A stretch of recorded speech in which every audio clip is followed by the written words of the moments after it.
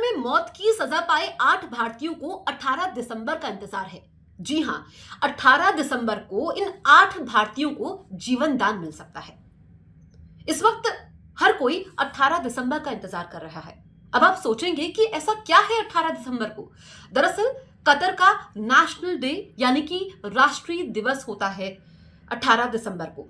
और कतर में अगर हम देखें तो ये परंपरा रही है कि नेशनल डे के मौके पर कतर के शेख कहिए आप या कतर के अमीर कहिए, वो कैदियों की सजा को माफ करते आए हैं और ऐसा पहले भी हो चुका है।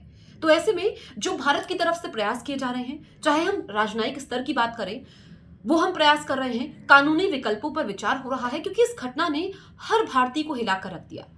भारत सरकार भी इसमें कदम उठा रही है और कतर के साथ जो हमारे रिश्ते हैं, ऊपर से 18 दिसंबर जो बेहद करीब है, क्योंकि नवंबर आ चुका है और ऐसे में नेशनल डे के मौके पर कतर के शेख जिनके हाथों में सब कुछ है।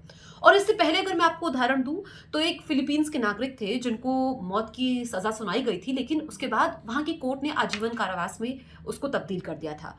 और ऐसे में कोर्ट की तरफ से यह हुआ, लेकिन नेशनल डे के मौके पर भी फांसी की सजा को आजीवन कारावास में तब्दील किया गया है। इससे पहले भी हो चुका है, या फिर कई कैदियों की सजा पूरी तरीके से माफ हो चुकी है। जी हाँ, बिल्कुल सही सुना आपने, पूरी तरीके से माफ हो चुकी है।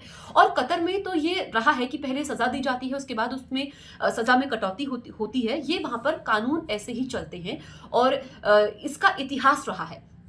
अहम बात यह है कि जो 8 भारतीय हैं, पूर्व नौसैनिक ऑफिसर्स रह चुके हैं, इनको 26 अक्टूबर को मौत की सजा सुनाई गई थी और इनको पिछले साल अगस्त में कतर में गिरफ्तार किया गया था। इन पर आरोप यह है कि इन्होंने इजराइल के लिए जासूसी की है। हालांकि कतर की तरफ से कभी भी आरोपों को सार्वजनिक नहीं किया गया। हमने देखा कि अक्टूबर महीने में ही भारत के राजदूत जो कतर में हैं, वो इन कैदियों से मिलने गए थे और पहली बार ऐसा हुआ था कि जब कतर ने एक्सेस दी थी। लेकिन जिस तरीके से भारत और कतर के बीच में संबंध है, क्योंकि पीएम नरेंद्र मोदी जो इस वक्त पूरी दुनिया के लिए एक मसीहा के तौर पर है और एक अहम भूमिका वो निभाते हैं, एक ग्लोबल लीडर के तौर पर उनको देखा जाता है, तो उनके कतर के शेख से काफी अच्छे संबंध हैं। अपने निजी संबंधों का हवाला देते हुए उनसे वो फोन पर बातचीत कर सकते हैं। ये तमाम विकल्प हैं जो अपनाए जा सकते हैं भारत सरकार द्वारा। तो कतर के शेख यानी कि उनके पास पूरी पावर है, वो किसी की सजा को माफ कर सकते हैं, कम कर सकते हैं अगर वो चाहे तो।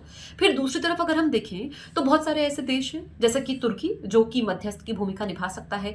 तुर्की जो कि बहुत अच्छा दोस्त है कतर का। और कतर और इजराइल की अगर हम बात करें तो दोनों दुश्मन हैं, लेकिन जिस तुर्की हमारी मदद कर सकता है, दूसरी तरफ कतर के शेख है। और 18 दिसंबर नेशनल डे वहां का, क्योंकि ये जो घटना हुई है इस पर भारत की तरफ से तीखी प्रतिक्रिया आई है और हमने देखा कि कई सारे ऐसे देश हैं जिनके नागरिकों के साथ ऐसा हो चुका है, वो भी कतर पर सवाल खड़े कर चुके हैं। इसलिए हम भी इंतजार कर रहे हैं 18 दिसंबर का, और आप भी करिए।